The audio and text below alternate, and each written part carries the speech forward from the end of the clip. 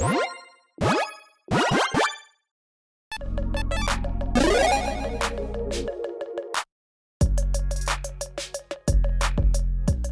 everyone, Mitch coming in from Not the Commander Scores studio, bright and early. Got the coffee already this morning. We're good to go.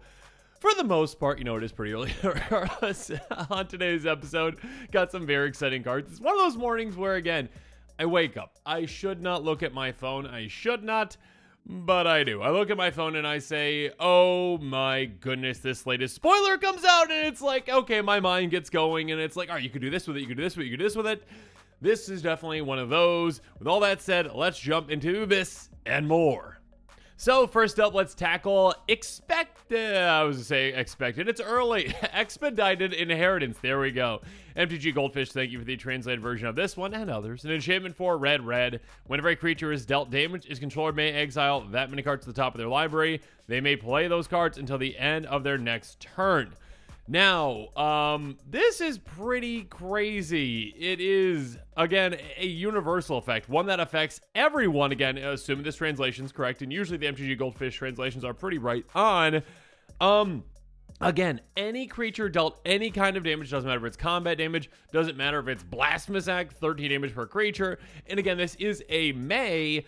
Well, because, yeah, players' libraries wouldn't last very long if it was like, okay, yeah, you have to. Here's a Blasphemous Act, and you got milled, essentially. Again, being able to just grant Impulse Draw to everyone is huge, and of course, if you've got more ways to take advantage of it, that can be quite great. Obviously, this can work well with a strategy where you're like, hey, everyone, swing out, let's do some crazy things, hit each other, goat, yay!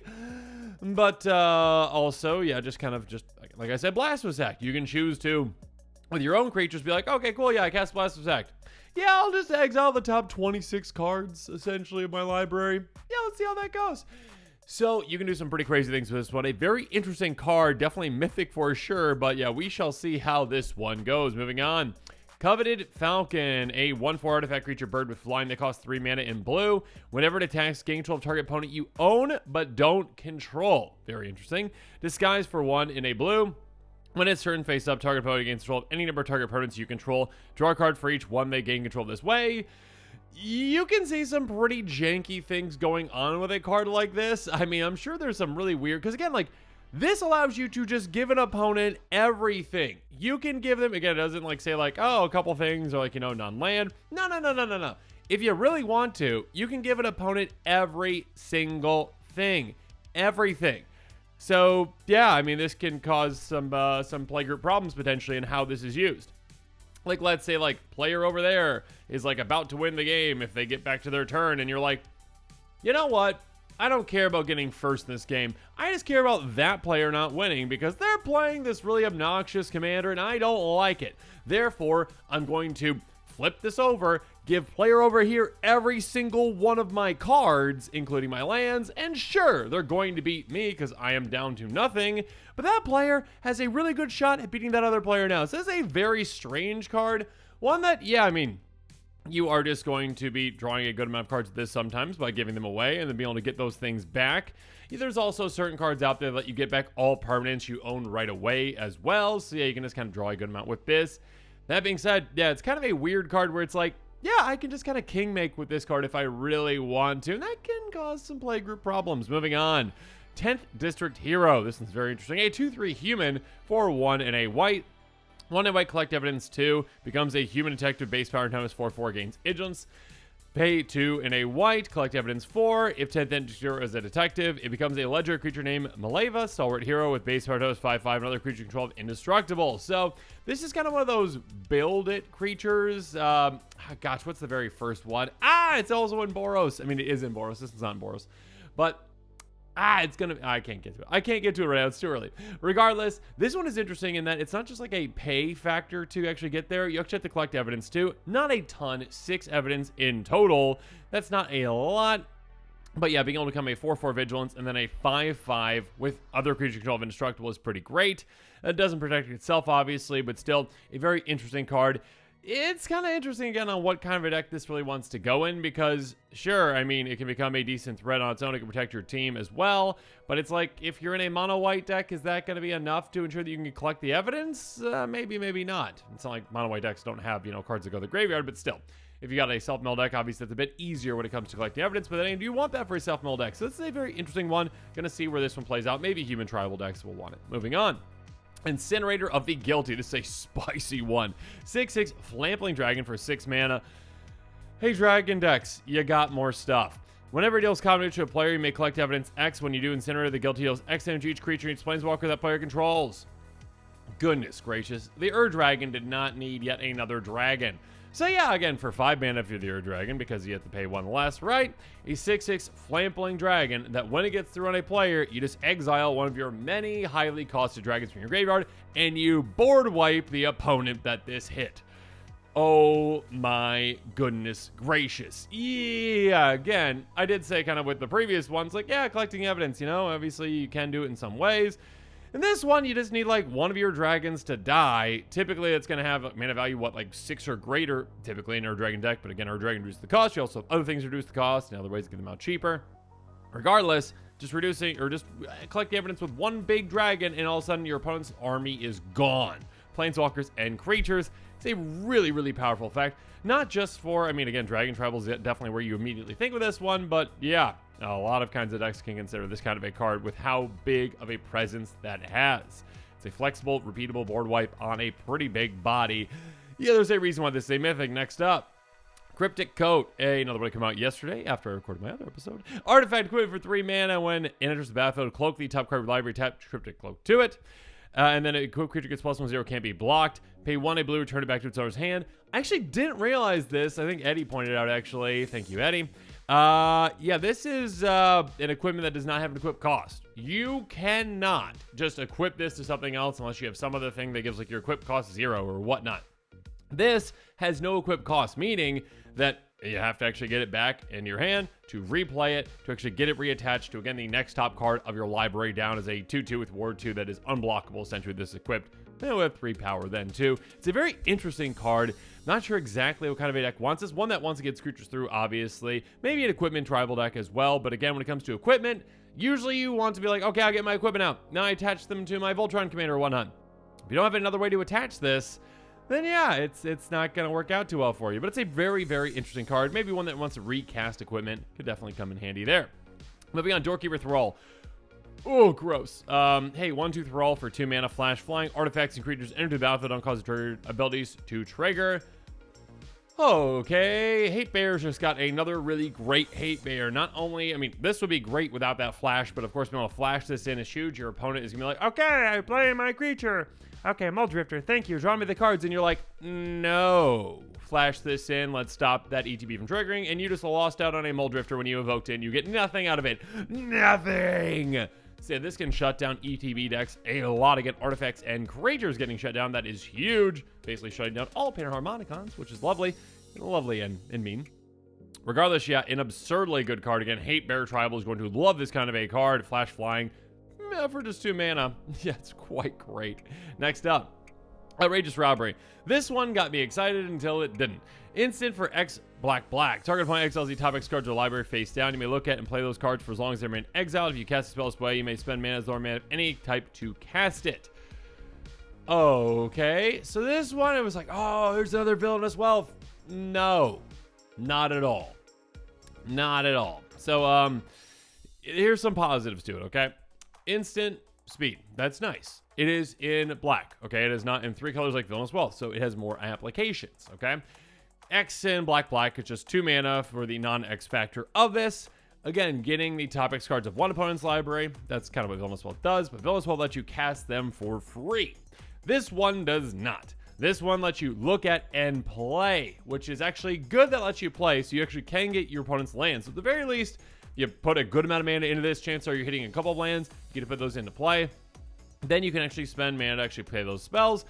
It's kind of a weird, like, draw off an opponent's library and maybe you hit some good things. It still has applications. It still can be a good thing. It's still, if you've got an X tribal deck and you're like, yeah, just dump a ton of mana into this, have some fun.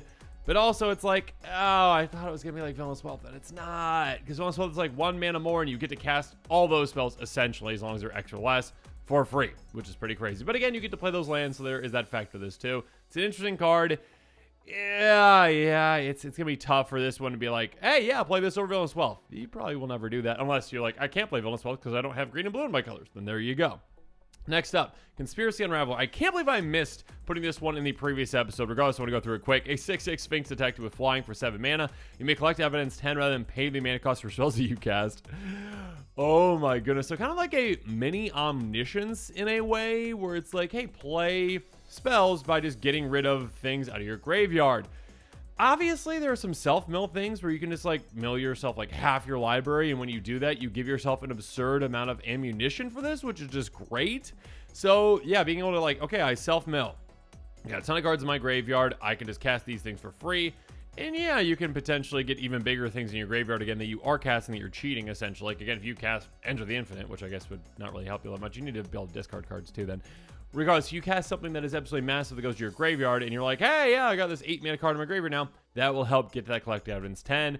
This can do some pretty crazy things. I do not want to see this in play. Eddie's Unesh deck definitely wants to see this as well. Factor fictioning over and over again with this is going to be gross. But yeah, this is kind of like mini Omniscience in a way, and actually it can help you cheat out Omniscience, obviously, which would be even better. So yeah, it's a really crazy card, one that can kind of fuel itself in a way and do some pretty crazy things. But now finally, Yarus, War of the Gods. Here we are. Okay, this is a commander that I think has a lot of potential, can do some pretty crazy things, fits a niche that is, it has some support, but also doesn't in some ways. So here we go. 4/4 Centaur Druid for 4 mana in total and Gruul. Other creature control of haste. That's already very nice right there. Whenever one or more face down creatures you control do a combat your player, draw a card. Keep in mind this does say 1 or more, so you are limited on your card draw in that turn, or at least should say in that combat. Whenever face down creature you control dies, if it's a permanent card, return to the battlefield face down under its owner's control, then turn it face up. Okay, so face down tribal with some card advantage, with some hasty swinging, but most importantly with, hey, I got a face down creature, which we just got more of those kinds in this, set. We got Disguise essentially, right, and Cloak, but also we've had Manifest in the past, and of course Morph in the past. And now it's like, okay, whenever I get those and they die, I just get it automatically turn them face up. And of course, that can lead to some very powerful things because, again, you're cheating on essentially a morph cost for the most part, right? But also, it does say permanent card. So again, if you manifest something, again, that is not a morph card, like, say, a Blightsteel Colossus, congratulations, you flipped it over, and now it's a Blightsteel Colossus. But also, yeah, there's definitely some infinite things that you can do this as well, because this is like the first card, I believe, that we've seen that really can do this, especially on a commander. So yeah, giving you the ability to just use and abuse how face down and face up cards kind of work is, well, really cool, really sweet, and kind of scary if you're going up against it. So yeah, it's a very interesting commander. But talk about some budget buys and pricey breaks to consider with this one, because yeah, it is so unique and so interesting. So first up in the budget buys, we've got Ashcloud Phoenix, a 4/1 Phoenix with flying that costs 4 mana, and it just happens to say when it dies, return to the battlefield face down. Okay, so yep, this is infinite with this in any kind of a sack outlet. Because again, our commander's like, okay, yeah, cool, you get a free turn face up, and then with this one, it's like, oh, when it dies, you get a free turn face down. So basically, you can keep looping this again and again and again with any kind of a free sacrifice outlet. Oh, and by the way, when it's turn face up, deals 2 damage to each player.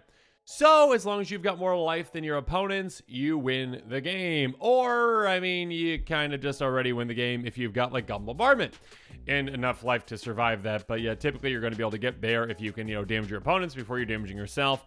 Enchantment for 1 and a red. Sacrifice a creature, 1 damage target creature or player. So basically, again, free sacrifice outlet dishes out damage. Again, if there is a disparity in life totals, essentially, before you get this thing going, as long as you're at a certain amount, you can take those opponents down lower than you to make sure you take them out with your crazy new Phoenix combo. Fun times. Moving on, Deathmiss Raptor. Speaking of combo fun times, whenever a permanent you control is turn face up, you return it from your graveyard to the battlefield, face up or face down. Again, you get free turn face uppies essentially with this commander. So is this in your graveyard, you can just keep getting this back again and again and again, even if it's dealt like twice. So yeah, you can do like some kind of a weird aristocrat style Gruul craziness with sacrificing and value and yeah, Deathmiss Raptoring. Moving on. Grom Angel Fury. This is another one of the cards I thought about first where it's like, okay, what is a giant morph creature that costs an absurd amount to morph? I mean, 6 is not absurd, but I mean, I'd rather not, spend either 8 to play this or, 9 total to get it down and then flip it. So it is an absurd amount in total. And you're like, okay, I'd rather just pay 3 and then get this out and then flip it for free. So yeah, sacrifice it. Do whatever you need to do to get it taken care of, and all of a sudden you get this flip and your opponent's like, oh gosh, 6/6. Well, it can't be countered if you actually played it. Flying, trample, protection, white and blue, and then you can also give it fire breathing. Yeah, this is going to be a problem for a lot of your opponents, especially if they have an Azorius deck, and they're going to be like, I can't do anything about it. No. Moving on. Impact Tremors. Again, with all these creatures leaving and entering, you're going to want to consider certain things like this. And can also get combo-y as well if you really wanted to do that. Whenever a creature enters the battlefield, control 1 damage each opponent. Again, being able to just ping your opponents again and again and again. With that Phoenix example, obviously that would make it so that even if you're not the highest life total, you're probably going to take your opponents down to a more manageable amount to actually take them out with this infinite combo. So yeah, again, with these creatures leaving, with them entering, yeah, it's pretty interesting in how these things can work. Moving on, I've actually got a question for rules lawyers out there. Etherflash. Whenever a creature comes into play, it deals 2 damage to that creature. So again, I've got my morph creature, right? Or whatever it is. I play it. It is face down. It gets taken out by this because it only has 2 toughness, right? Then my counter says, hey, put it back into play, face down, then turn it face up. If it is in that order, wouldn't it then go into play face down, get dealt the 2 damage, and then die? And then before it turn face up, and then come back again, and then come back again, and then come back again, and then come back again, and then come back again, and then come back again? Or does it just kind of like mark that 2 damage and then turn face up and it's like, oh, okay, it's a Chrome, it survived? Let me know in the comments below. I mean, obviously, if it does not just flip face up and ignore that damage initially, wouldn't that just be, again, infinite in that it would just keep going back as a face down creature again and again and again and again? And if that's the case, obviously that's an infinite loop that you yourself cannot stop. So that would either be a stalemate, or again, if you have an Impact Tremors in play, that's game, because you get infinite ETBs, taking out your opponents. And yes, rules lawyers out there, I know.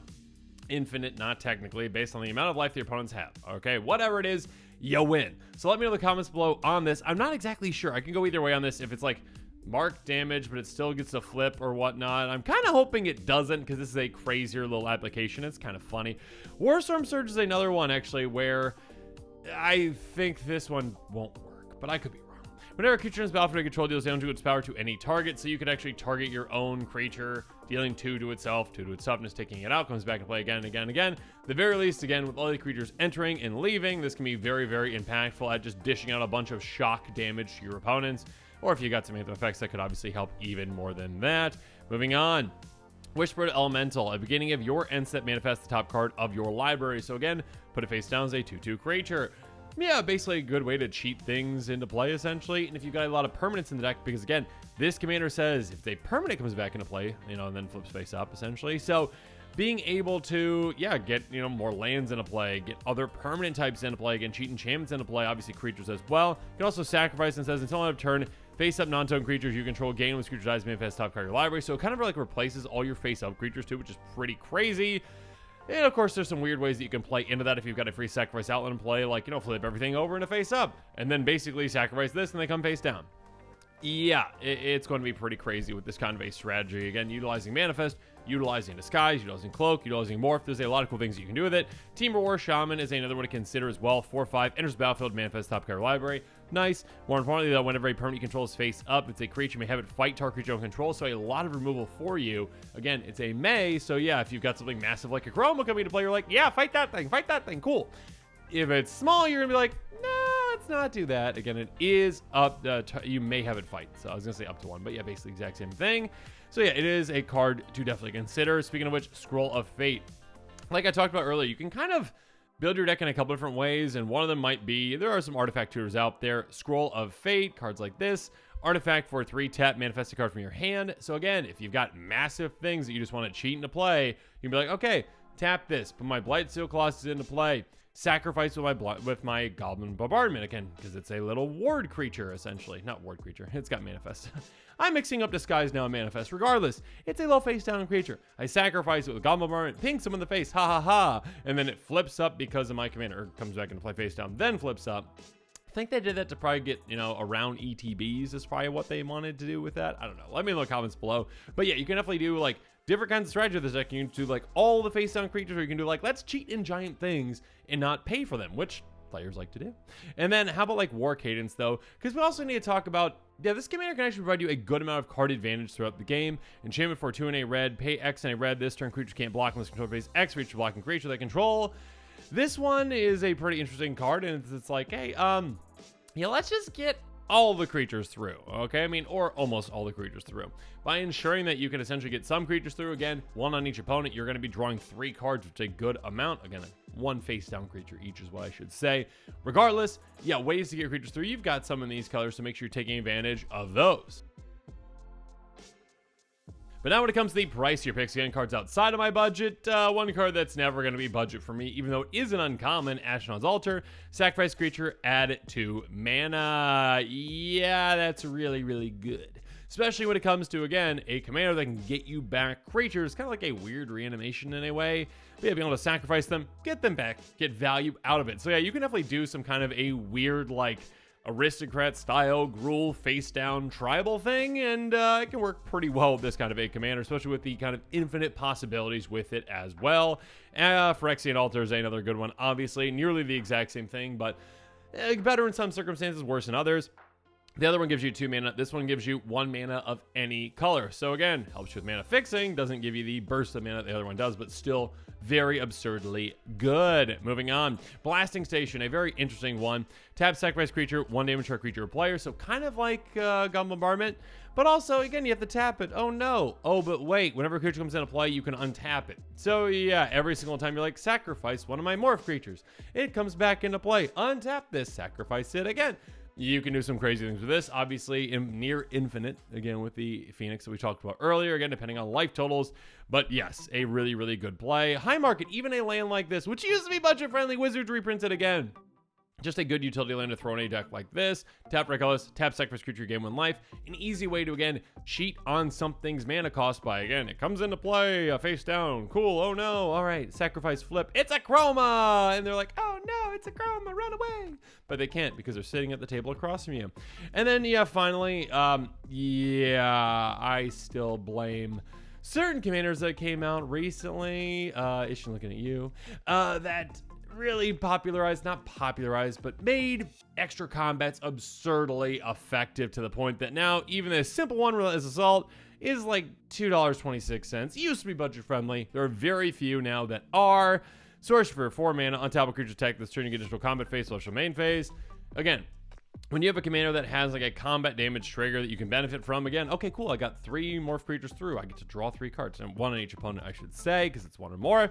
And then I get another combat. Okay, cool. All right, let's do that again. Let's do that again. You can do some pretty crazy things with this. But now as this episode is coming to a close, it's time for me to hear from you. So let me know in the comments below what your thoughts are on all of these cards, especially Yarus. Yeah, I think it's a very interesting design. Again, playing with this space of like, hey, we're giving you more face down things. And I forgot to mention Eddie's face down tribal deck is going to get even crazier now. My goodness. Yeah, this is already a good card. Again, other creatures 12 haste, giving you card selection, but also, yeah, it is free flips. Who doesn't want a free flip? Absolutely craziness. Of course, some infinite combo potential there as well. Let me know on that Etherflash thing. I don't know exactly. Again, like I would assume, well, it doesn't, and it's not like a comma. I can't remember like the comma rules or the period rules or like when it stops, when it starts. When would that damage be assigned? If the 2/2 comes into play and takes 2 damage, does it still flip? It's the question we're all asking right now, at least me. So yeah, let me know in the comments below.